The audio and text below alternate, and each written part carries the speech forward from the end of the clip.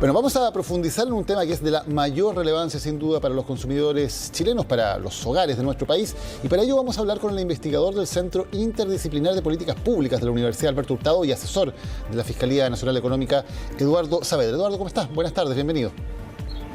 Buenas tardes, ¿qué tal? Partamos explicando el problema del gas licuado. ¿Cuál es el problema de competencia que detectan ustedes que hace que los precios sean mayores a lo que podrían ser? A ver, en GLP, en gas licuado que se vende en balones, ¿cierto?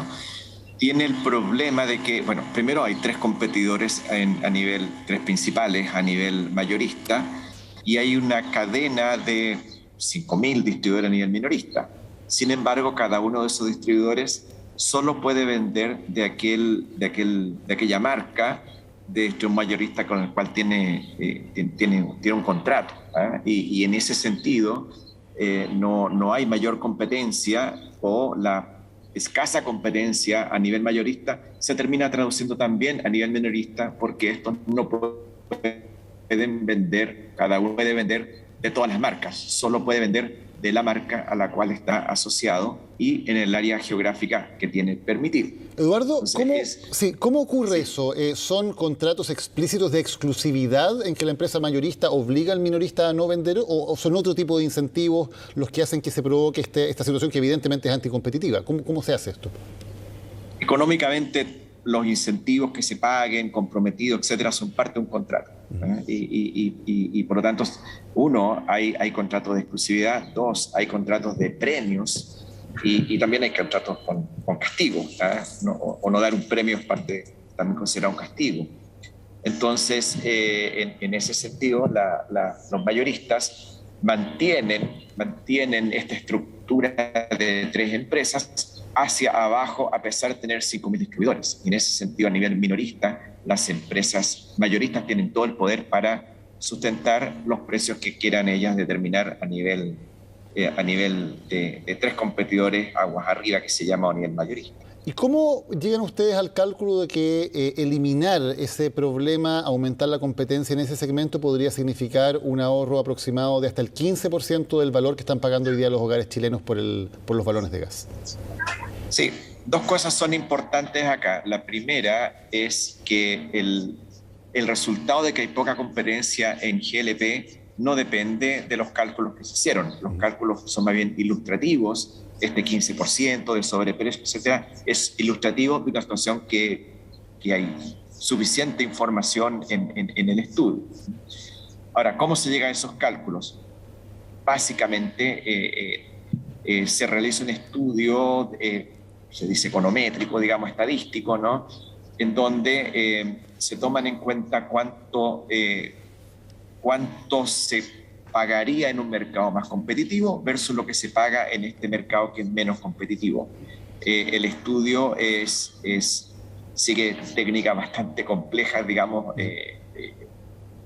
relativamente modernas de cálculo de sobreprecio, y se llega a estimar que en la medida en que no existan restricciones para que los minoristas vendan todas las marcas, eventualmente no existan restricciones para que los nuevos entrantes al mercado mayorista pudiesen ingresar al mercado, donde hay espacio para ingresar.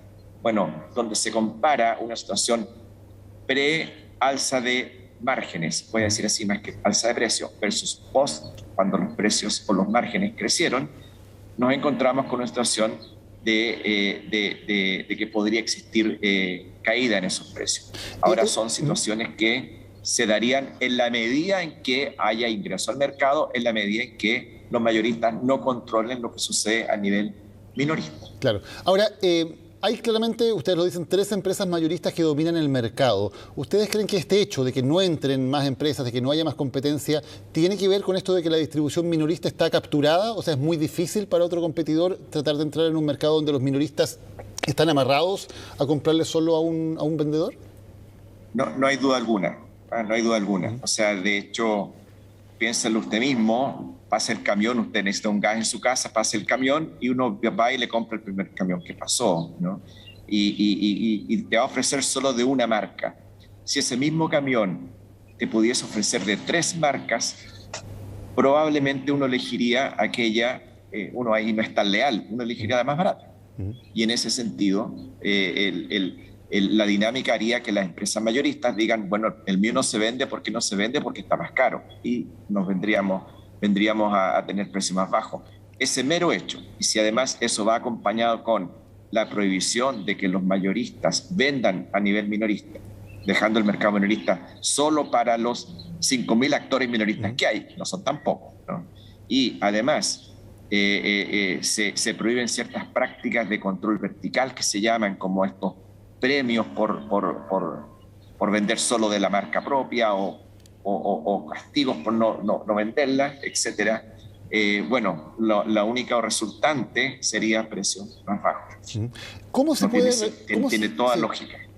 ¿Cómo se puede llevar esto a la práctica? ¿Cómo se puede regular un mercado en que hay más de 5.000 actores, cada uno con sus propios contratos? ¿Qué regulación se puede hacer para que esto efectivamente funcione? Si es que hay el compromiso político por cierto del Estado de hacerlo. No, a ver, la regulación no es una regulación dura de precio, ¿no? Es una regulación de qué se puede y qué no se puede hacer en los contratos. Primero, permitir que los distribuidores minoristas, los señores de los camiones, ¿no?, vendan de todas las marcas posibles. Con eso, con ese permiso, ¿qué es lo que significa? Prohibir ciertas prácticas como premios por exclusividad. Permitir que un camión vaya donde quiera, no solo al territorio en donde se le permite y por lo tanto se le controla. Bueno, eso genera competencia a nivel minorista y eso lleva a que los mayoristas pierdan el control de lo que sucede aguas abajo y por lo tanto terminen compitiendo por precios. Esa es una medida que propone la Fiscalía. Yo quiero dejar claro que soy asesor para este estudio de la Fiscalía o fui asesor para este estudio, no soy asesor permanente. Así que yo puedo agregar cosas personales, mías. Por ejemplo, la Fiscalía no habla de...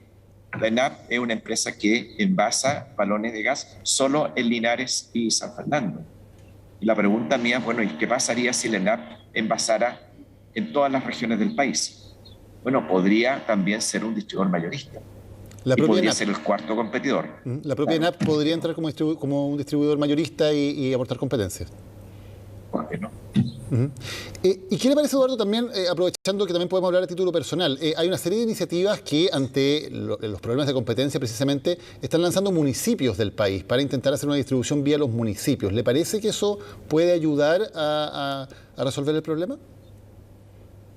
No, esto no son las farmacias populares. Aquí no hay un poder de compra del Estado que va a comprar más barato y lo va a transmitir a través de las municipalidades, como sucedió con los remedios en la farmacia.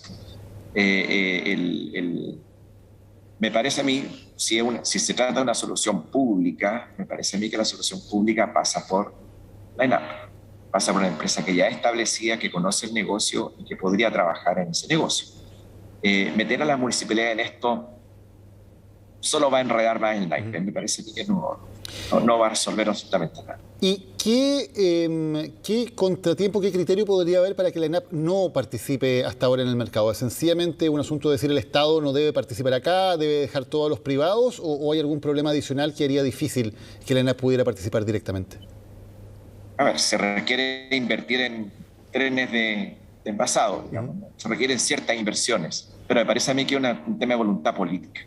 El que la ENAP pueda extender o no su acción. Es una empresa pública que tiene una serie de permisos para actuar y yo la verdad es que no actuaría con dogmatismo del estilo ideologizado diciendo, mire, el Estado no debe meterse o el Estado debe hacerlo todo. Me parece a mí que hay que ser mucho más pragmático y en aquellos mercados donde hay baja competencia, perfectamente puede haber una empresa pública que le dé dinamismo a esa competencia.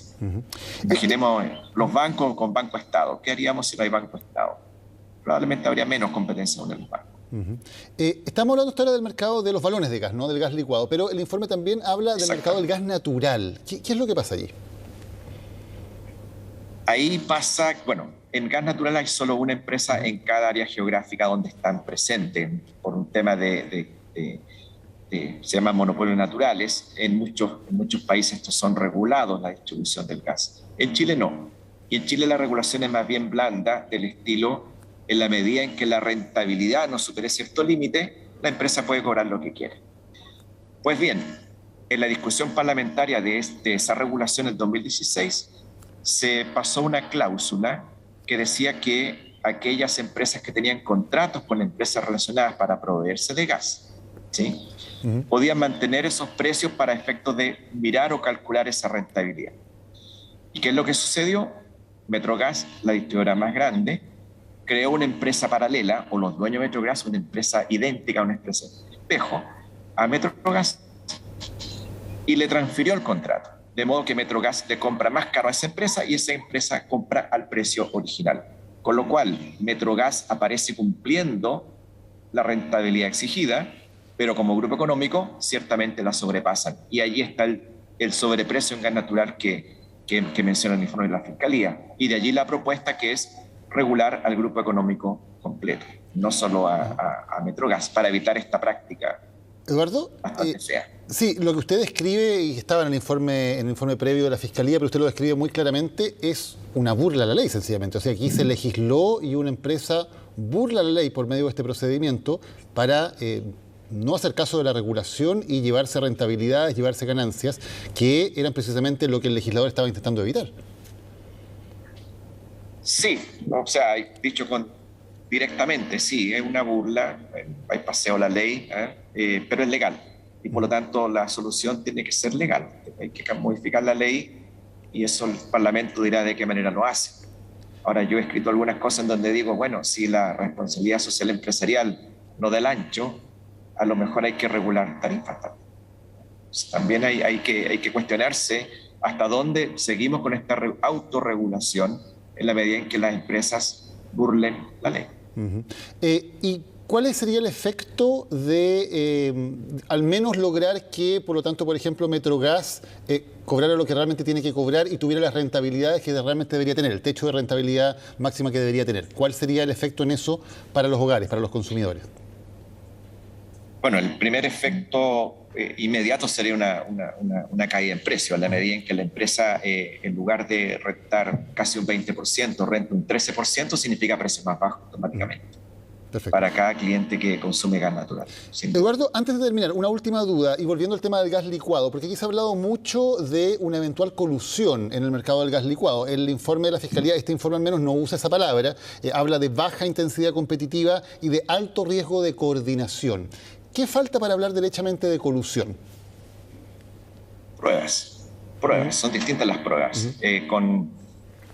Si me permiten aventurar, digamos, por mi experiencia pasada en el Tribunal de la Competencia, diría que con las pruebas que hay no podría afirmarse que hubo colusión. Las pruebas que hay son más bien de baja competencia. Baja competencia no significa que la empresa se pusieron de acuerdo para cobrar más. Simplemente es porque no es posible que otras empresas entren al mercado.